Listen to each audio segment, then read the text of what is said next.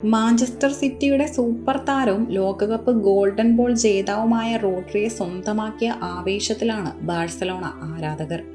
2030 June വരെയുള്ള നീണ്ട കരാറിലാണ് താരം കാമ്പ് നൗവിൽ എത്തിയിരിക്കുന്നത്. മാഞ്ചസ്റ്റർ സിറ്റിയുമായുള്ള താരത്തിന്റെ കരാർ അവസാനിക്കാറായ സാഹചര്യമാണ് ബാഴ്സലോണ ഈ പെട്ടെന്നുള്ള നീക്കത്തിലൂടെ മുതലാക്കിയതും. ഏകദേശം 65.4 ദശലക്ഷം പൗണ്ട് മുടക്കിയാണ് 30-കാരനായ മിഡ്ഫീൽഡറെ ഹാൻസി ഫ്ലിക്കിന്റെ സംഘത്തിലേക്ക് ബാഴ്സ എത്തിച്ചിരിക്കുന്നത്. ലോകകപ്പിന് തൊട്ടു പിന്നാലെ റോഡ്രിയെ സ്വന്തമാക്കാൻ റയൽ മാഡ്രിഡ് രംഗത്തുണ്ടായിരുന്നുവെന്നും അവർ താരത്തിന് ഓഫർ നൽകിയിരുന്നുവെന്നും റിപ്പോർട്ടുകളുണ്ടായിരുന്നു.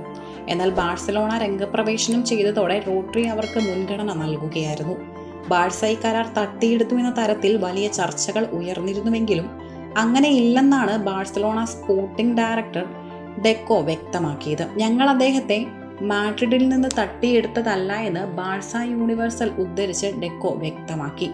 എന്നിരുന്നാലും സ്പെയിൻ ക്യാപ്റ്റനെ ടീമിലെത്തിക്കാൻ ക്ലബ്ബ് വലിയ തുക തന്നെ മുടക്കുകയായിരുന്നു. തുടക്കത്തിൽ റോഡ്രി തങ്ങളുടെ പദ്ധതികളിൽ ഉണ്ടായിരുന്നില്ലെന്നും എന്നാൽ അവസരം ലഭിച്ചപ്പോൾ അത് ഉപയോഗപ്പെടുത്തുകയായിരുന്നുവെന്നും അദ്ദേഹം സമ്മതിച്ചു.